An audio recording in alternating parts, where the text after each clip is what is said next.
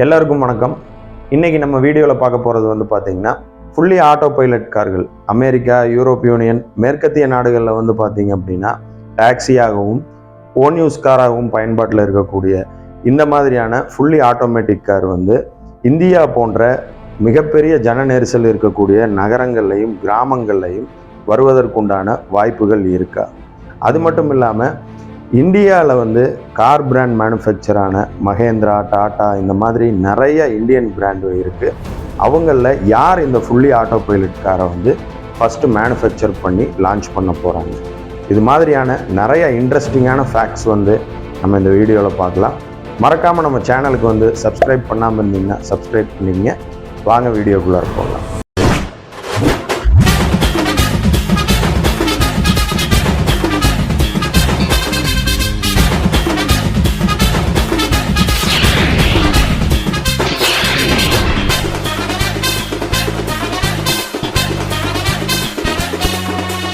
Smart தாங்க. அதாவது phone எடுத்துக்கலாம், ஒரு TV, fridge, washing machine, AC, fan, ரிமோட்டுன்னு இன்றைக்கி எல்லாமே ஸ்மார்ட் டெக்னாலஜியாக தான் இருக்குது.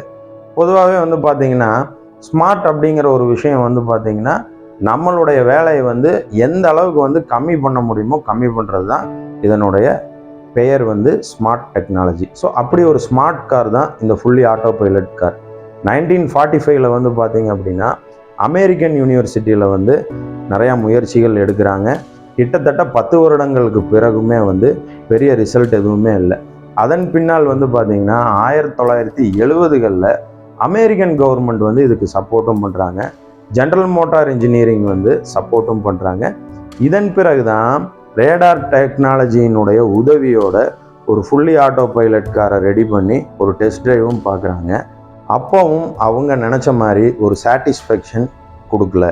2000க்கு பிறகு தான் ஏஐ டெக்னாலஜி அப்படிங்கிற ஒரு விஷயம் வந்து உள்ளே வருது. ஸோ இந்த ஃபுல்லி ஆட்டோ பைலட் கார் ப்ராஜெக்டில் வந்து இந்த ஏஐ டெக்னாலஜி மிங்கிள் ஆச்சுன்னா கண்டிப்பாக வந்து ஒரு மிகப்பெரிய சக்ஸஸ் வந்து உருவாகும்னு கரெக்டாக கணக்கு போட்டிருக்காங்க அமெரிக்கன்ஸ். ஸோ அதனால் 2015 ஏஐ வந்து இன்புட் பண்ண ஒரு ஃபுல்லி ஆட்டோ பைலட் காருமே ரெடி ஆகுது.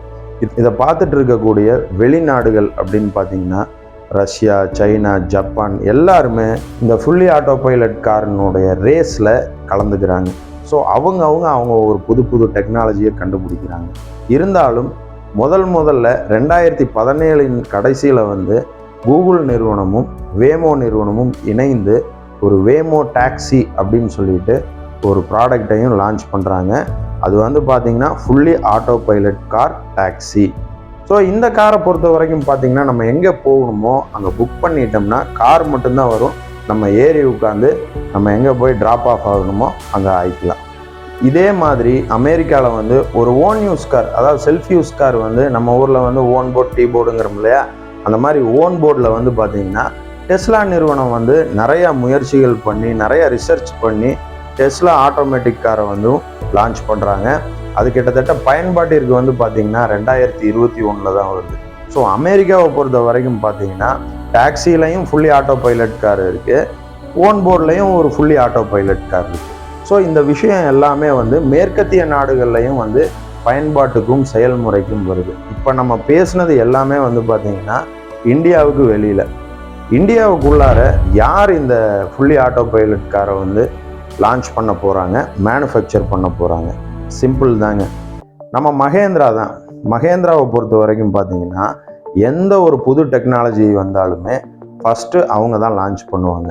க்ரூஸ் கண்ட்ரோல் ஆகட்டும், ஈவி ஆகட்டும், அதே நேரத்தில் ரேடார் டெக்னாலஜி ஆகட்டும், அதாவது சென்சார் கேமராஸ், இந்த மாதிரி நிறைய விஷயத்தை வந்து மகேந்திரா புதுசாக உள்ளே கொண்டு வந்துக்கிட்டே தான் இருந்தாங்க. இன்ஜின் இம்மோபிளைசர் அப்படிங்கிற ஒரு சிஸ்டம் கூட மகேந்திரா தான் ஃபஸ்ட்டு கொண்டு வந்தாங்க.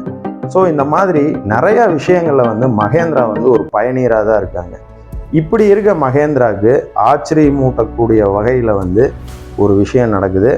அதுதான் வந்து Mahindra XUV 700 ADAS technology, advanced driving assistant system. So இந்த காரில் வந்து என்னென்ன யூஸ் பண்ணியிருக்காங்கன்னு பார்த்தீங்கன்னா ரேடார் டெக்னாலஜி, சென்சார் கேமராஸு, உங்களுக்கு வந்து motion control cameras, GPS navigation இன்புட்டர், இந்த மாதிரி நிறைய விஷயத்தை வந்து ஆட் பண்ணி தான் இந்த ஏடிஏஎஸ் டெக்னாலஜியுமே உருவாச்சு.